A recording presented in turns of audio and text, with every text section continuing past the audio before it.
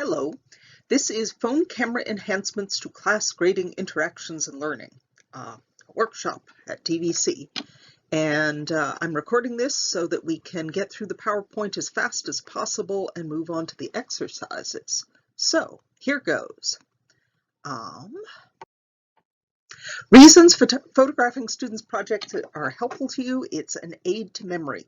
Photographing students with their work helps you better remember the connections between their faces, names, and projects. If your brain has problems with this, like mine does, this artificially fixes the problem.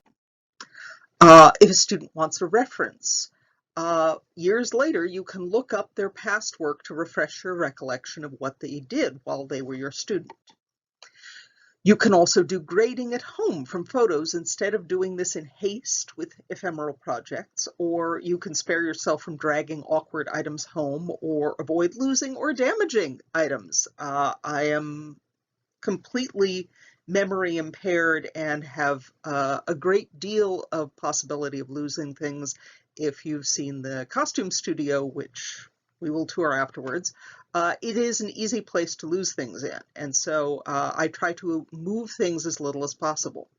Also, students like it that they can bring their classwork home as soon as possible after they do a project.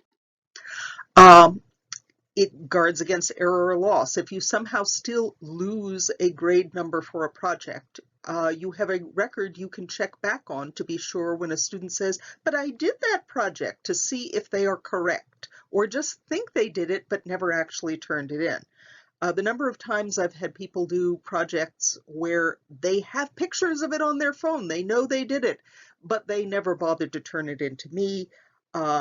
I can go and prove that it isn't there, and they can go and prove that it is there by them taking pictures and me taking pictures. So it's a really good thing to get them in the habit of doing and to be in the habit of doing yourself. It gives you short bursts of time to interact with students individually in a containerized way that is very useful for people like me who have issues with social skills at beginning or ending conversations and things like that. You can ask questions about the project before you grade it so that you have some sort of concept of what's going on with it. It gives you that little bit of time in which it's sensible and socially appropriate to ask questions in there. You can compliment things that are worthy of praise to build their confidence so that they get the idea that, yeah, you see it, you appreciate it, you think it's cool. You can also offer suggestions for improvement right away instead of a week later in a little note. That way, if it's something where they have been working on it in class, they can go away and come back with it having gotten the improvement and with consequently a better grade, which is handy. You can also gently assert your authority by telling them where to stand and how to pose, things that are natural for doing while people are doing pictures, but it creates a situation where it helps to go and get them used to the notion of doing what you tell them to do and trusting that what weird things you tell them to do may actually turn out to be useful for them. Silly poses that make good pictures convince them you're both fun and guiding them correctly in the way that they're doing. This is a really fantastic picture of someone's makeup that I took by actually standing over her in this weird way and wrapping her in ivy and bits of cloth to go and get that picture. And so she has this fantastic portfolio picture by which I'm sticking her head in the ivy with the bugs. And the experience of doing something like that with your teacher is kind of fun and weird and helps you to trust that they're guiding you the right way. This is a thing with somebody hiding under the stairs and doing zombie poses for her cuts and bruises makeup. If you make facial expressions at them that will look good in the photo, you can get them to consciously or unconsciously mirror your facial expression, which not only improves photos, but is a common acting class method of trust building. People just tend to do it automatically. When you want to end the interaction, you have a line of people who need to come next so it isn't awkward ending the interaction. If students opt into sharing the photos, you have great images for future Canvas class sites and teaching portfolios. Every single page of my Canvas class site for Introduction to Stage Makeup and every single assignment has examples of past assignments for that particular page or assignment or thing that would be going on that day.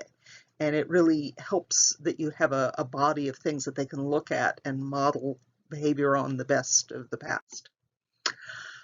Students sharing photos online advertises the class to their friends and relatives. At least a third to a quarter of the people who take my class are people who've been referred by other people who have taken my class.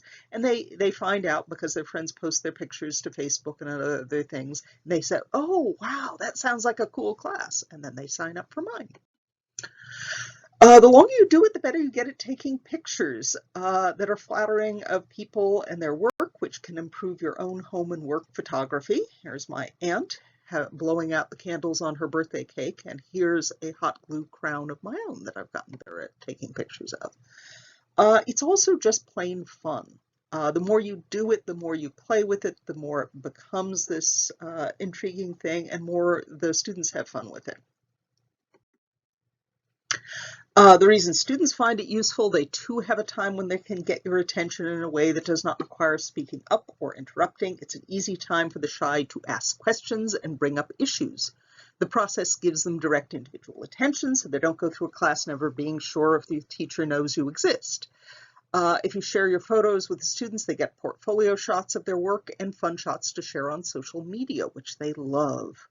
They get timely suggestions and praise. If there's a problem with an in-class project, there often is time to tweak it before it's turned in for a grade. They can often take projects home right away so that they don't get lost or damaged in transit. If they lose or break the project later, they still have a record of it.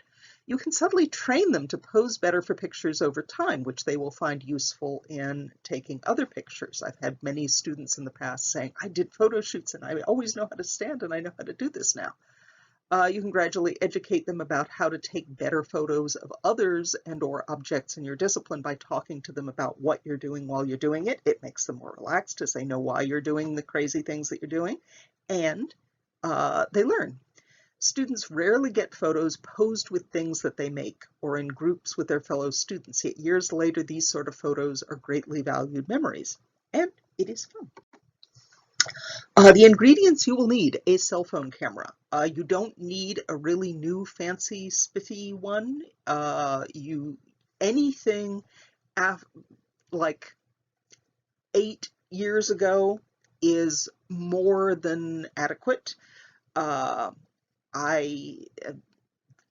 think an iPhone 4 was my first iPhone, and it had a better camera in it than what most of the AFI top 100 films in history were filmed with. So cell phone cameras are your friend for this. You don't need to go out and buy a new fancy one. There are new fancy ones, but you don't actually need to get the best of the line. Whatever you've got in your phone will probably do. You need, however, to find a location in or near your classroom with diffused light. That's the single thing you have to go and find. You need to poke around your classroom and poke around outside your classroom in the hallway or outside the door in a spot with diffused or indirect light.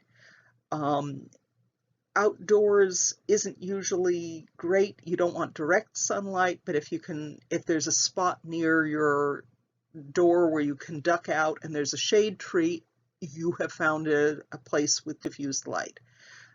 So you want to avoid backlight and you want to avoid spotty light, but nothing else. Other ingredients. You need to have some sort of method that you use for sorting files. I do it on my PC. I just make myself file folders and do it that way because I have 2 terabytes of this kind of data that I have stored over the years, and I need to make a system to do that. There are, however, programs that can help you do this depending on your machine. Macs have some sort of thing that people who like Macs like to do. It doesn't matter what form you do, you just need to have a format that you can mentally remember where you put things. Now, if you want to go and share your photos with your students, which you want to do, I'm most partial to Shutterfly because it's free. It uploads unlimited large size files. It lets you sort your photos with your own chosen file names. I like to put the pictures on at full resolution so that they can get them that way. I also am partial to the fact that they don't charge. They just have products that you can conveniently get that are fairly high quality, if a little expensive, to buy magnets and books and cheap prints and things like that. And that's how they support themselves, instead of the usual thing where they kind of co-opt your images. You can see my Shutterfly site at the address on the screen. And you can also go and do this at Flickr, Instagram, Facebook, Google Photos, and others listed. The reason you want to go and share stuff with students is because that will A, make them more cooperative in taking the pictures, and B, will make them happier and will be a good thing to do for your students as they can build up their portfolios and have records of their work and all that good stuff. You do want to check with the students because inevitably there will be one or two people who don't want their pictures online. And what I do is I tell them on the first couple of days of class that they should circle their name in the class list. And that's a sort of secret sign. They don't have to tell me why or whatever, whether they have a stalker or whether they just don't like social media or they have a job where they don't want to admit that they do strange things and make up on weekends, whatever. They just circle it, and then I make a separate file folder within the class file of that semester that is for putting their pictures in. I put them in there, I save them on my hard drive, and then I go and put them in that separate place and not online, and just make a copy of it at the end of the semester on a DVD that they can go and take home with them if they want them. Another thing that's optional is getting a folding photo box or a cloth or some other thing that you can use to make a sort of diffused special place for photographing small objects with backgrounds that aren't distracting and with the best possible lighting. Those are really handy, especially if you have small objects that you need to photograph or if you have shiny objects that you need to photograph. Like things out of metal and whatever. Then, how to do it. Take smiling mugshots of your class on the first day and make a cheat sheet connecting faces to names. That's the main reason that got me started doing this. You use the cheat sheet to identify who is turning in an assignment simply by photographing the assignment with the person who made it. You get in close to the person or object so that it fills most or all of the frame. If students turn homework in at the beginning of class, ideally take photos of the items while they work in the studio, then have them come by before exiting to be photographed with the item before they leave with it. That way they take it away, you don't keep it, you don't lose it, there's no problem with that. The photos get taken, then the photo with them gets taken that helps identify it, and that's a good way to go if you have the time to do that during their lab. If students are turning in work as they finish it in the studio, arrange for students to come and line up with their work to be photographed as they finish it, ideally.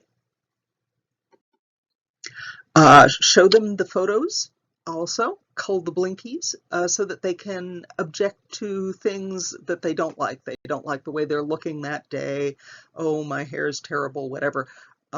You want to get enough of a face in the photo that you can identify whose is what. However, you don't want to go and post shots like this online or they'll stop wanting to have you take their pictures. I usually actually have them look through my camera as I'm going. I show them picture after picture, and then they say, no, I want that one, I don't want that one, I want that one, I don't want that one, and I get rid of all the ones that they hate. And that builds trust. If you can't take the photos within the class time, you can collect it, but still photograph it in your office or your studio before you leave so it need not endure transport and you don't lose or break anything or have to carry awkward stuff. It's easier and safer, if at all possible, to do it that way. When photographing work with the student in the photo, concentrate primarily on getting a good photo of the student. The student with assignment photo is primarily a name tag for the other photos, and having a flattering face photo relaxes the student and builds trust, is more likely to be shared via social media, advertising your class, and makes better photos for Canvas. For the same reason, it doesn't hurt to go and do group shots if people want to be photographed with their friends that all worked on the same project together. That kind of thing is a good PR and, again, helps you better connect names to faces and groups of people and so on. Now, getting flattering photos of faces, ones that people will actually like to have pictures of so that they'll share them and help promote your class by having little pictures of them with their faces holding their projects in them that they will spread around and help to recruit for your class. Cell phone cameras are actually fisheye cameras. If you get very close, a fisheye camera enlarges whatever is closest to the lens. This lets you emphasize whatever features flatter the student. So if you angle down from the top, you get a huge forehead and a tiny chin. If you angle up from the bottom, it makes a tiny forehead and huge chin. So obviously people who have no chin are better slightly angled from above. People who have a big chin are sometimes, people who have no chin are better if they're angled up, and people who have too much chin are sometimes better angled down. Close to one eye enlarges the eye and cheekbone, which there's some girls who have already kind of cartoonishly large eyes, and if you do that to them, they look kind of like anime drawings. But for most people, this is actually a fairly flattering look.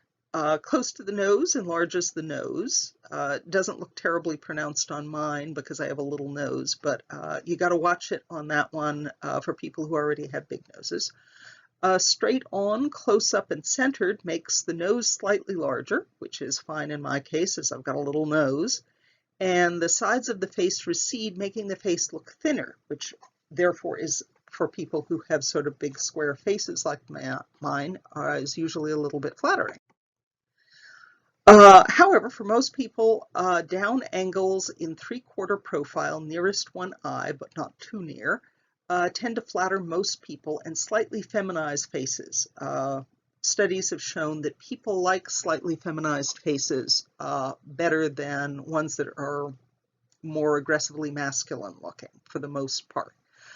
So getting in close to the face from above usually helps make the face also be thinner looking and have less jaw and so on. So it tends to be a little more flattering, as you can see on most people. Up angles make jaws look bigger and more masculine, so they tend to be good angles for men with big eyes and a smaller jaw, as it gives them more chin. Doing this on a person with small eyes and a big chin will make them look like a cartoon caveman, though. So when you want to go and give somebody a little more chin and they don't have little tiny eyes that shooting up from the bottom will look bad, you can get a very nice picture of them that way. To make thin-faced people who have kind of beaky noses look good, you want to actually stand further away and zoom in to widen and flatten the face, because if you get in close, you will make their skinny face with a larger nose look even larger nosed and beakier. So you get further away and you zoom in. And this goes and widens and flattens the face and de-emphasizes the nose, and it also has a little bit of an airbrush effect. You can see in these pictures the airbrush effect is caused by the makeup. This is how I get the difference between the mugshot photos I do with people at the beginning of the semester and the photos I do of their quote corrective makeup. to look so much better from one to the other. They're not really that good in the semester at doing their corrective makeup when they start out, so I use the camera to cheat a little and make it look better. You can see this effect a little more easily in these pictures. When we do Asian makeup, half the people in the class, or more than half the people in the class, are some ethnicity other than Asian, and Asian makeup tends to look really good on Asian faces. Well, if you get in close to the face, like the two pictures on the left, you get that more skinny oval thing happening with the face. So what we do is we step back and zoom in, and it widens and flattens the face and makes it look more like the Asian faces that the makeup was originally designed for. So the ones on the left are up fairly close to the face with the camera, and the ones on the right are with the camera further away and zoomed in, and that gives you an oval round. Obviously, this is not a good look for somebody who is already very stout in the face. If you have a person with both a heavy jaw or double chin and a large forehead, you can take the photo at a down angle to minimize the jaw and enlarge the eyes, but have the frame cut off the forehead just above the eyebrows, so the down angle won't make a space alien head with a giant forehead. This is the cat trick I use to make faces more triangular for cat makeup. You can see above the two pictures are straight on, and this shows the usual sort of oval look that you get from straight on and about mid-distance. However, this is where I tilt down, and we get bigger eyes, narrower chin, and then I use the edge of the camera to go and chop out part of the forehead so that the forehead doesn't get up too big. And then you get a sort of triangular shaped face, which is terrific when you're trying to do makeup to look like cats, but it also is terrific for people who have a heavy jaw and yet need to be made thinner looking by being up close. So it gives them bigger eyes and narrower jaw. There's also some software you can use in post on your camera phone that is very cheap. The two ones that I recommend the most are More Beauty 2 and Photolab Pro. More Beauty 2 is essentially something that does fill flash lighting. It lightens the midtones and smooths out the edges of the skin. So slightly imperfect brush work in the makeup or slightly zitsy or wrinkly skin gets a little bit airbrushed out, and the mainly the lighting is put in so that there isn't so much odd little shadows that you get in photographing somebody in a hallway. You get something that looks kind of like studio lighting in just a few seconds. So it's a very cheap app, and it will not only help your students to like their pictures better if you do that occasionally, you also will find that it's a very popular one with elderly aunts and things when you're taking photos at Thanksgiving. So. Photolab Pro is just a fun app, specifically for messing with portraits. It is not necessary, but again, it can make portraits that students are more likely to share. I've messed about with about 2 to 3 dozen photo FX filters and frame programs over the years. Actually, it's like something I do compulsively. But this one makes some really eye-popping portraits out of fairly ordinary images, again, for less than the cost of coffee. The main thing that it costs you is time, but it is addictive. It's a lot of fun to go and take fairly ordinary portraits like you see on the left, and then run them through various filters and have them turn into stuff that they can't resist sharing on social media. Now, we're going to move on to the 5 exercises. I'm going to describe them all, and then I will let you all run amok and do them. Exercise 1, pull out your phone camera and try taking close-up selfies at different angles to see how you can use the camera to emphasize one set of features and minimize others. Learning how to do that is easiest to do with your own camera on your own face, seeing it, and then you can look at somebody's face later and analyze it and figure out what part do I really want to analyze and how can I move the camera around to get a better picture of that person.